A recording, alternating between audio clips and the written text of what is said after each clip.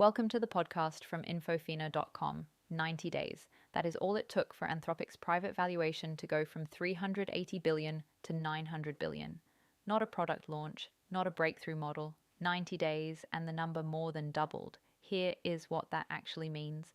Anthropic's annualized revenue hit 30 billion by April 2026. In January 2024, the number was 87 million.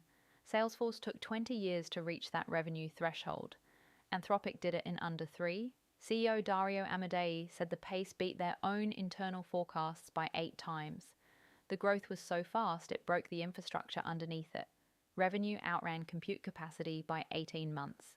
And now the company is raising between 30 and 50 billion, not to innovate, but to secure physical infrastructure before competitors make it unavailable.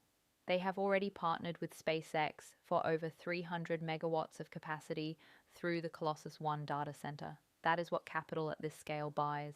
Not research, real estate, and power. Meanwhile, the enterprise market already flipped. Anthropic now holds roughly 40% of enterprise LLM spending. OpenAI sits at 27, Google at 21. A year ago, those numbers were reversed. And Anthropic did it with only 4% consumer market share. Distribution beat brand recognition in 12 months. Claude Code alone has 29 million daily installs and represents 4% of all public GitHub commits. That single product contributed to a 2 trillion sell-off in software stocks as markets repriced the entire sector. Global AI electricity demand is set to nearly double to 1,000 terawatt hours by 2030. 80 to 90% of that energy goes to inference, not training.